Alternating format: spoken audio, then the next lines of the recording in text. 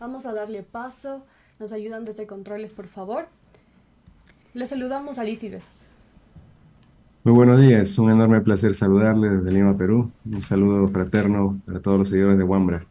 Muchísimas gracias. En este momento nos encontramos con el doctor Arístides Vara, el especialista en educación, en investigaciones también que tienen que ver mucho con la violencia hacia las mujeres. Arístides ha, digamos, dirigido varios estudios que justamente de alguna manera contabilizan aquí en Ecuador lo que significa los costos de la violencia hacia las mujeres en diferentes ámbitos. Estamos pensando en lo productivo, también en lo educativo. Y bueno, en ese aspecto quisiéramos justamente preguntarle ¿cuáles son estos costos? Porque muchas veces la violencia contra la mujer se queda en esta parte, digamos, más evidente que tiene que ver con la violencia física, el femicidio, pero no estamos viendo otros costos que tienen sobre todo la afectación a la vida, si se quiere, cotidiana de estas mujeres.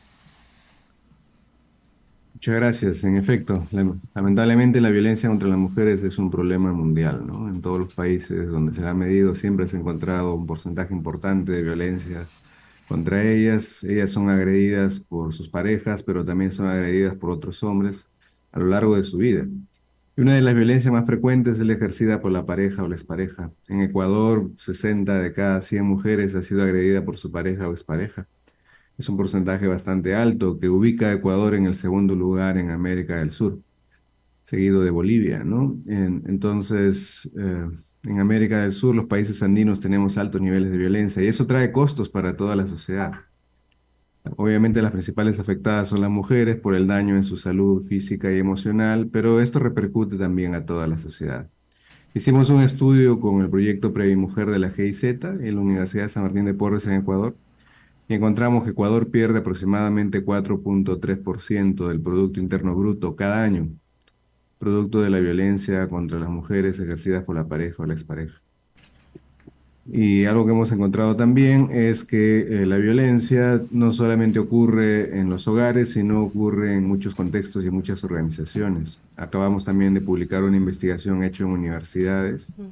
Investigamos a más de 16 universidades, casi 27.500 encuestados y encontramos que una de cada tres universitarias está siendo también agredida por su pareja o expareja mientras está estudiando, ¿no? Ajá, y justamente no sé si podemos ahondar un poquito más sobre en esto, en la situación de las universidades, porque sabemos justamente se han hecho investigaciones, nuestra compañera igual, Michelle Mantuano, ha hecho como algunos reportajes al respecto, y sí quisiéramos ahondar justo en eso, o sea, cuál es la situación actual, al menos acá en el Ecuador, en las universidades, ¿no?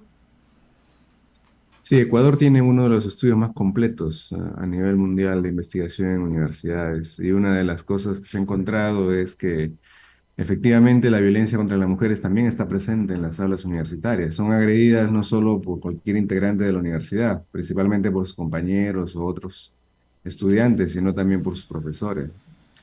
Pero también hemos encontrado que las estudiantes son agredidas por sus parejas o exparejas. Hemos encontrado que una de cada tres universitarias ha sido agredida por su pareja o expareja y una de cada tres ha sido agredida por otros integrantes de la comunidad universitaria. Hablamos de todos los tipos de violencia, no solo la violencia física o sexual, sino también y principalmente la violencia psicológica, el acoso sexual y la violencia económica, que son justamente los tipos de violencia más aceptados socialmente o más difíciles de percibir como violencia, ¿no? Muchos estudiantes ni siquiera saben que están viviendo violencia, lo subestiman, creen que solo es un problema de pareja. Muchos agresores también subestiman los actos que realizan hacia sus parejas, creen que no están ejerciendo violencia cuando en realidad lo están haciendo, trayendo daños y consecuencias para la vida de estas estudiantes. Hemos encontrado, por ejemplo, que cuando un estudiante recibe violencia, puede perder hasta casi 29 días al año, producto de este ejercicio de violencia. Es decir, faltan a las clases, llegan tarde, disminuye su rendimiento, aumenta su deseo de deserción académica, tiene más dificultades con sus profesores y sus notas. Y eso a la larga se traduce en un enorme impacto económico. En el caso de las universidades hemos identificado una pérdida de casi 69 millones de dólares, producto de esta violencia que están sufriendo las mujeres, ¿no? Ahora, en estos últimos días acá en Ecuador no solamente hemos visto o bueno, vivimos lo que fue el femicidio de una abogada, pero también a la par, digamos, se han evidenciado otros casos de violencia hacia las mujeres, pero algo que además me preocupa en todo este ambiente es digamos, si se quiere, respuesta por parte de las autoridades de hablar, por ejemplo, de edificios con equidad de género, cambiar al jefe o a la directora del centro de la escuela de policía, poner una mujer pensando que esto va a solucionar los problemas de género. Pero, ¿cuáles son como las formas justamente de prevención y de soluciones que van más allá un poquito de poner luces morradas a la presidencia de la República? Sí, lamentamos mucho lo sucedido con la abogada. Estuve en Ecuador cuando estaba desaparecida y luego me enteré ya que la encontraron asesinada, ¿no?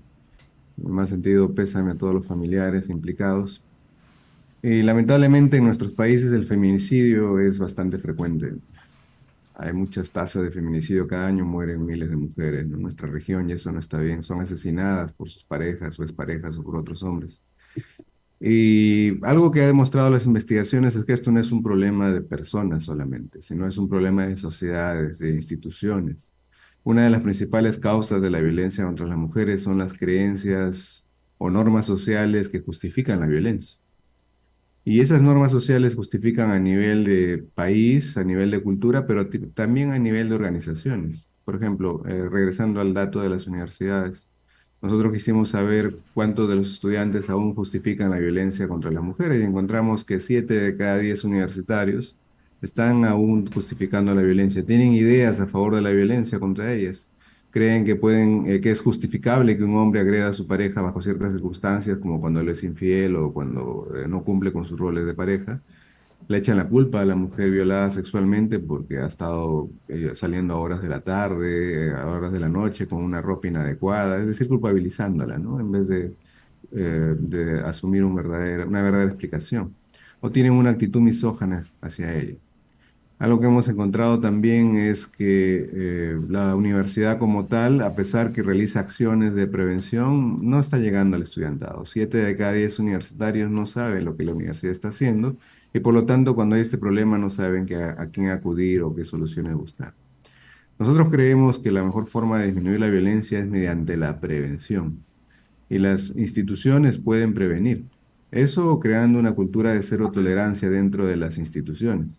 Y como bien mencionó usted, no es cuestión de cambiar solo autoridades, sino cambiar esas normas culturales que justifican la violencia dentro de las organizaciones. Y eso se logra con educación, con capacitación. En el caso de las universidades, por ejemplo, nosotros hemos encontrado que en las facultades donde menos se capacita sobre estos temas es donde más violencia hay. Me refiero a la Facultad de Ingeniería, de Administración, de Negocios, de Ciencias de la Salud, ¿no? Y creemos que no es posible que las universidades estén formando profesionales supuestamente con sólidos valores éticos y morales cuando aún están permitiendo niveles de violencia dentro de su institución. Y lo mismo creemos para las instituciones policiales o cualquier otra organización. No puede ser posible que instituciones destinadas a la seguridad y protección de la vida estén ocurriendo este tipo de incidentes, ¿no? Es ilógico y totalmente absurdo. Justo en ese línea podemos conversar un poco justo sobre la relación también que significa, ¿no?, la inversión pública con la violencia de género, con la violencia contra las mujeres. Entonces, no sé, desde su mirada de experto y también de investigador que justamente ha estado como trabajando estos temas, ¿cómo calificaría también la inversión pública de acá del Ecuador? Justamente uno de los estudios que hicimos fue en el año 2018, fue sobre los costos y los gastos que asume el gobierno ecuatoriano para atender la violencia contra las mujeres. Una de las cosas que encontramos es que de cada $100 que gasta el gobierno ecuatoriano para atender la violencia, la mitad de ese dinero se está yendo a perseguir al agresor, es decir, a sancionarlo judicialmente o a encarcelarlo. Y otro tanto se está yendo a atender los daños a la salud física de las mujeres agredidas, es decir, gastos hospitalarios. Pero menos de $1 de cada 100 está destinándose a la prevención, es decir, a evitar que la violencia ocurra. Y si no destinamos dinero a la prevención, la violencia va a seguir ocurriendo. Vamos a seguir destinando dinero a atender los daños cuando ya están implantados, pero no vamos a evitar que haya más mujeres agredidas. Y invertir dinero en prevención significa invertir en educación, en cambios culturales, en campañas sociales, en cambiar esas normas y creencias a favor de la violencia, ¿no? Algo que hemos encontrado en el mundo es que aquellas sociedades que cambian sus formas de entender las relaciones entre hombres y mujeres, que dejan de justificar la violencia contra las mujeres, logran disminuir los niveles de violencia de forma importante. Y no solo eso, sino también contribuye en un mejor desarrollo, en un mayor ingreso para el país. Mire, Ecuador sería 4.3% más rico si no hubiera violencia contra las mujeres, ¿no? Ahora también, frente a todas estas respuestas estatales, por un lado, el gobierno está hablando de prevenir, de impedir la violencia contra las mujeres, pero al mismo tiempo ha caído en un discurso estigmatizante y de casi hostigamiento frente a grupos feministas que se han manifestado en la calle. Justamente ayer veíamos en redes sociales discursos de asambleístas ecuatorianos atacando a estos grupos, digamos casi que culpabilizándolos sobre la violencia o de no manifestarse por también el ataque hacia una mujer policía. ¿Cómo estos discursos finalmente también son violencia? Sí, lamentablemente nuestros países son muy machistas todavía. Y eso se ve reflejado no solo en la persona común de la calle, sino también en nuestras autoridades. Muchas de nuestras autoridades no tienen una formación correcta o adecuada en lo que es prevención de violencia, no comprenden siquiera lo que es violencia contra las mujeres, creen que violencia solo es golpes o violaciones, cuando las investigaciones demuestran que las mayores tasas de violencia son violencia psicológica y económica. Es la violencia más camuflada y más encubierta. Me hace recordar cuando hice un estudio experimental en mi país, donde entrevisté a más de 30 agresores psicológicos de sus parejas y les puse un video de violencia física, donde aparecía una mujer golpeada con moretones. Esos 30 agresores psicológicos se indignaron, porque decían cómo es posible que estos hombres se hayan golpeado a sus parejas, deberían ir a la cárcel, ¿no? Cuando ellos también son agresores, todos ellos eran agresores psicológicos, pero ni siquiera entendían que estaban ejerciendo violencia. Entonces, necesitamos que nuestras autoridades también se formen y se capaciten al respecto. Y si no tienen conocimientos, pues deberían invitar a los expertos o expertas para que den su opinión. Y algo que podemos decir de los movimientos feministas es que los movimientos feministas siempre han luchado por los derechos de las mujeres. Nunca les han regalado esos avances sociales. Han tenido que, a punta de esfuerzo, a punta de muchas décadas de lucha, conseguir avances en legislación. En mi país, por ejemplo, hace 30 años era imposible que una mujer pudiese salir al extranjero sin el permiso legal del esposo.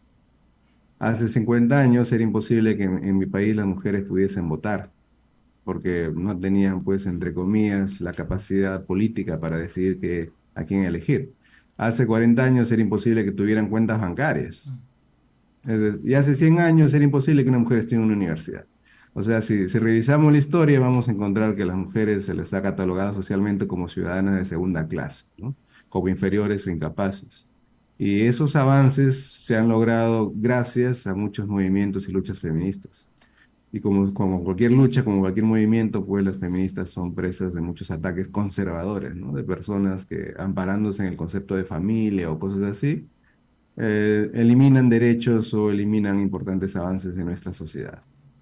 Justo en esa línea, Arístides, también quisiera preguntarle cómo está la situación de la violencia contra las mujeres en Perú, haciendo una comparación breve con Ecuador. No estamos muy bien, que digamos, lamentablemente en América del Sur, Bolivia, Ecuador y Perú tienen las tasas muchísimo más altas de violencia contra la mujer y las más altas de feminicidio, ¿no? Entonces, somos países andinos que compartimos este flagelo, hay muchísimo machismo en nuestros países, nuestras autoridades también tienen bastante machismo en sus mentes.